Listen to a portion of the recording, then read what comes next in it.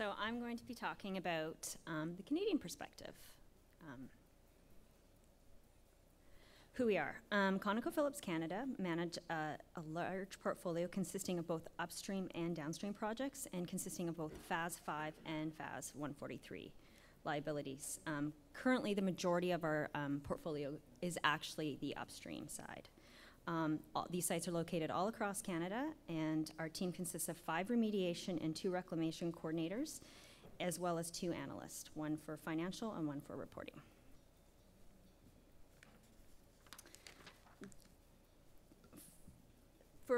Again, like I mentioned, most of ours is upstream, so this is the process that all upstream facilities or well sites have to go through.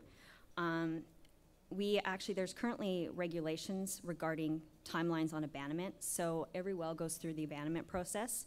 That's the abandonment decommissioning group. Once it goes through that process, it then comes into our world. It gets transferred from them to us, where it gets entered into ENFOS, including all the financial and any technical data from the abandonment side. And then we assign it to the appropriate coordinator, and the assessment stage begins. On the upstream side, 100% of all sites have to have a phase 1 assessment done, and from there, 76% of our sites go to a phase 2, and out of that, 40% require remediation.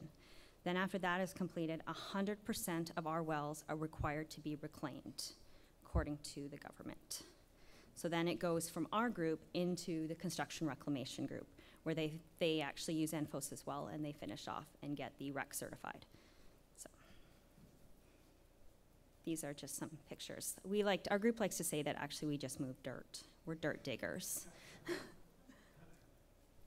So what we needed. So these are some of the things we needed, and this, prior to me joining the group, actually in 2004, 2005, I believe, Conoco, both the lower 48 and Canada, met with ENFOS and chose ENFOS as their system, because what we needed was, first and foremost, we were told that whatever system we had needed to interface with SAP, because if you talk to finance, SAP is the true and only accounting system that we have.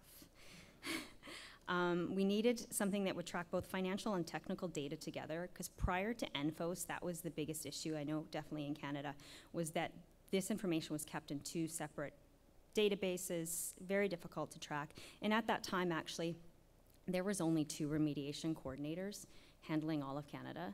So they were very overworked and very difficult to manage with several databases.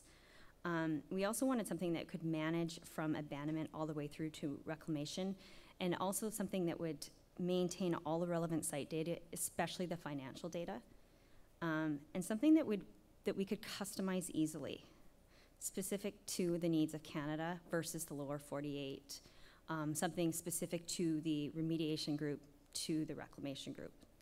And also, we needed reporting functionality, both on the financial and the technical data side.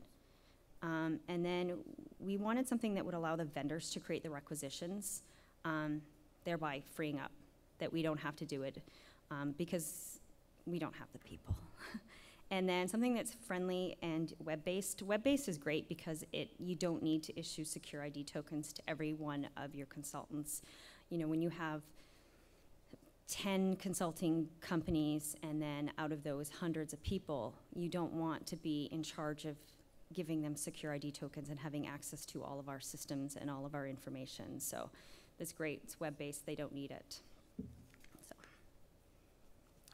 So how we P2P and how we do this with ENFOS and SAP. So first and foremost, ENFOS interfaces with SAP, and we've got it so that it interfaces both ways. So an invoice can be entered directly into ENFOS, and then it goes into SAP, or it can be entered into SAP and it comes back over to ENFOS. Therefore, you're getting the total spend on either side. Spend limits. One thing we love about ENFOS is that depending on the liability, we can put a hard stop on our purchase orders, and whether it's a FAS 5 or a FAS 143. So this fits depending on the type of accrual we have.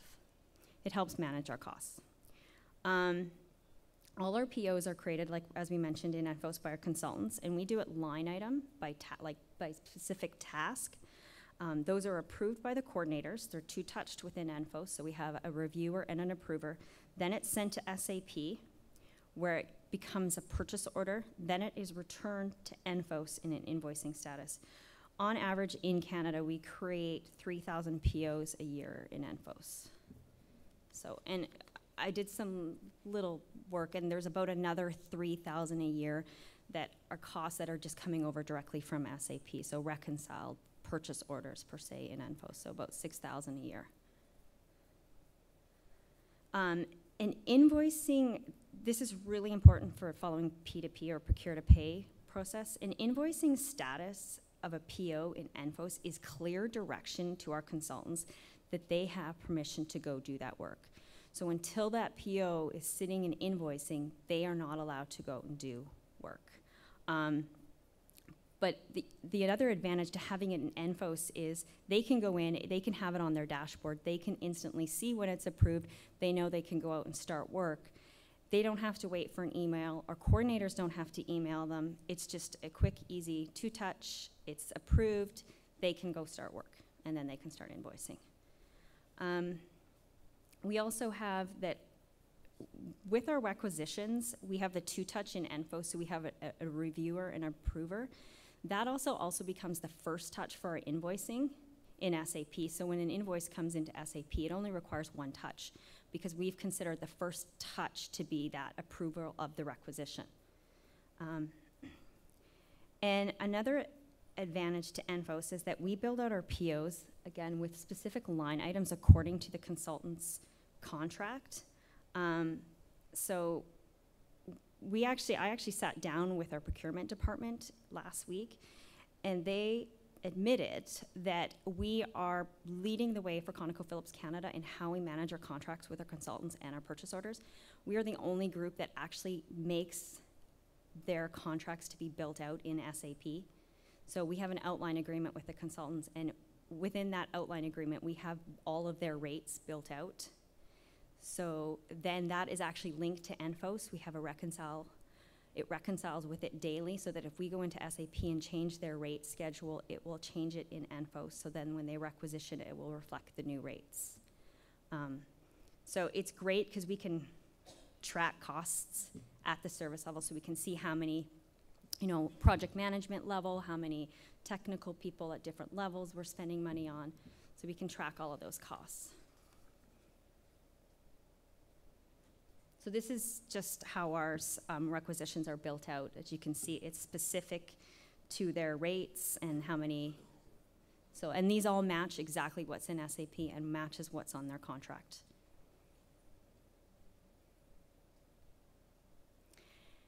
ENFOS and ARO. So as I mentioned before, we have the two types of liabilities we manage, so FAS 143 and FAS 5. And in our world in Canada, FAS 143 hits the ARO, whereas FAS 5 hits an individual accrual. And every year, I get the privilege of pulling data to help calculate ARO. And I say it's a privilege because it takes several months. It's joyful. So we calculate the ARO costs directly all the way from abandonment through reclamation.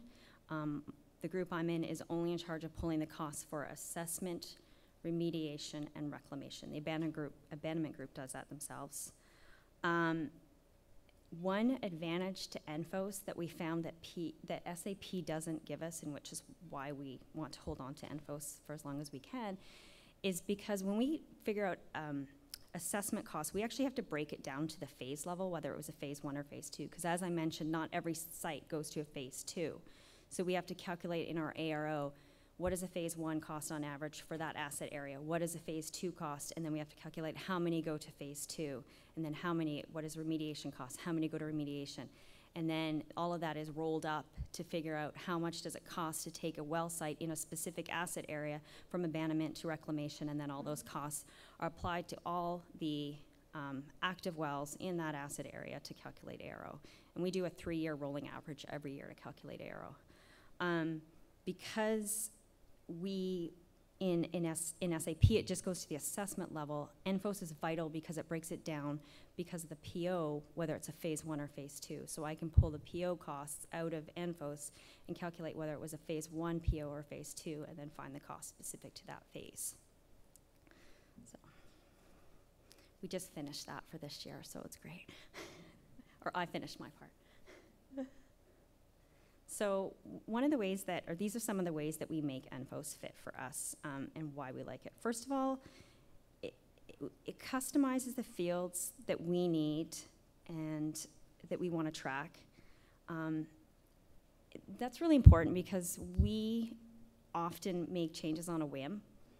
The group in Canada is actually there, we just sit in like one single row and all of our cubicles are beside each other. So it's great, we just yell at each other, and it's really, communication is very effective in Canada for our group. That being said, as often we'll say, oh, we should start tracking that. So we'll just stand in the circle down the middle where all the cubicles are and say, okay, I'll be like, okay, what do you guys want? What do you want it to say? Do you want a drop down? What do you want? You know, and then once everybody decides, because they are still individuals and they don't always decide easily, then I will go into ENFOS, make the change, and immediately we can start tracking that data, which I think is really important. It's also great because it can be done at a business unit level. So we've discovered that how we make it work is very different from the lower 48, and when we make changes, it doesn't affect anything in their ENFOS at all. So I can go in and make those changes knowing that what I'm doing is not affecting how the lower 48 is using ENFOS at all. They don't even see the changes. In fact, they don't even see our version of ENFOS. They don't see the Canadian side. We don't see the US side. So it's also great because we can report, there's so much report functionality. We can report like on the metrics to, you know, on our vendor performance. I have one of the vendors here, so I don't know if I should tell her this, but we often do. We will report on, you know, how long, when did we assign that phase 1 to that consultant? How long until we received the phase 1? How long did it take them to complete a phase 2? How long is it taking to do remediation? So those are metrics that we can report on thanks to ENFOS. Also, we can find both the financial and the technical data for one site in one place. And again, we can report on individual projects, the portfolio level, or the whole business unit as a whole, which is what I always do. I always report on Canada as a whole and then filter out anything that I don't really care about. And the reality is we manage several thousand sites at a time. So when we're managing that, having everything in one database is invaluable. It's like these guys aren't managing, our coordinators aren't managing projects, they're managing portfolios, right? Our consultants are managing the projects. So to be able to do that, you need a system that has everything in one place. Just an example of how great it is. We had a new coordinator join our group about a year ago, and she came from another oil and gas company in Calgary. And about the second week working, everybody left on vacation. And so she was suddenly put in charge. And it was great because if we use the notes section extensively in ENFOS for Canada, so anything that is being done on the site, the consultant will go in and update as to what's happening on that site. So when she got calls on other people's sites, she could go into ENFOS, look at the notes section, see what was happening at that site, and answer the questions, even though she'd only been with the company for a couple weeks, because everything was there for her to see. She didn't have to try to, you know, go into a bunch of spreadsheets or, you know, get upset because something was saved on somebody's desktop. So it's been very interesting watching from her perspective on ENFOS. She loves it, so. Another thing I just mentioned too is we also maintain all the data on the sites that we have sold, which is very important because we usually buy them back. So we're currently going through divestment, so it's great that we have that information, we keep it there, because the odds are we'll have some of them back.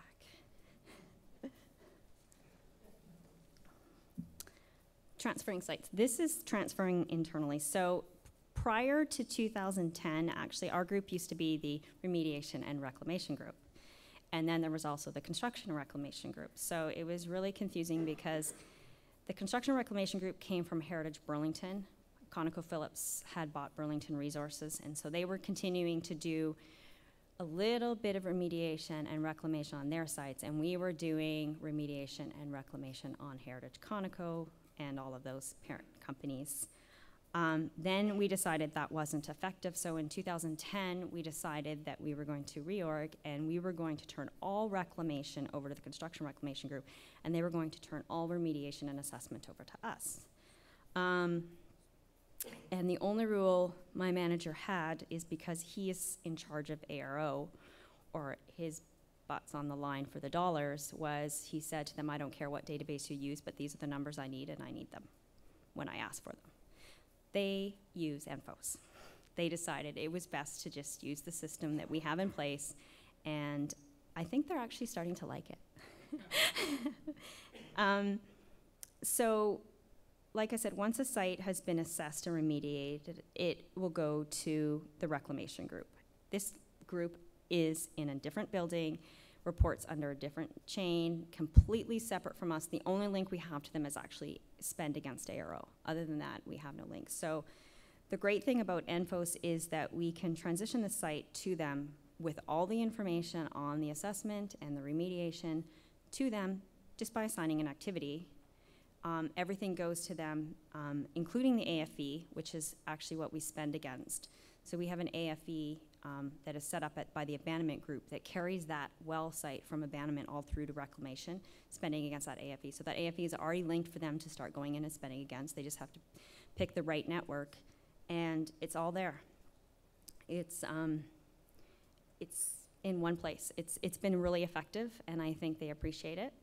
Like I said, and I think they're even starting to like it. The other thing that's been great is that they've discovered that they wanted some customization for their group that we don't want for our group. One example would be they wanted their consultants to be able to edit the additional information or the technical data for the reclamation side. We don't allow that on the remediation side. We're a bit of control freaks. So in ENFOS, you actually have the ability to go in and with that drop down and the additional information, we have it set up so their consultants can edit only the reclamation additional information, cannot alter any other information. And it works great.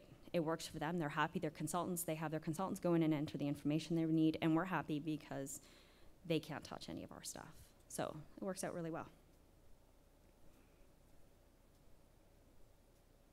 So here's just some screenshots I took to show you how we use ENFOS for, I like to say it's the technical data in the additional information field. So we have a drop down for each phase of work. The main ones that are used are assessment, remediation, and reclamation. So if you see on the assessment side, we will track everything from, you know, a phase 1, phase 2, what have they found? Does a supplementary phase 2, is it required? All of that information is kept in there. So we enter, the coordinators themselves enter that information in the assessment. And here's the drop downs for the remediation and the reclamation. The great aspect of these is we can track stuff like regulatory waste tracking in the, you know, the source of contamination, the volume, how far did we have to take it to a landfill, the distance to the landfill. All that information is tracked in here.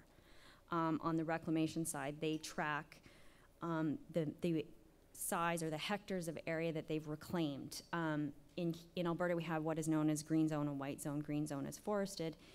That's a tracking, something we need to track. So how much of it, was it a green zone, was it a white zone, was it reforested? And all of those metrics are reported both up corporately as well as to our stakeholders in our Sustainable Development Report. So all that information comes from ENFOS. And we just pull it out and give it to whoever needs it.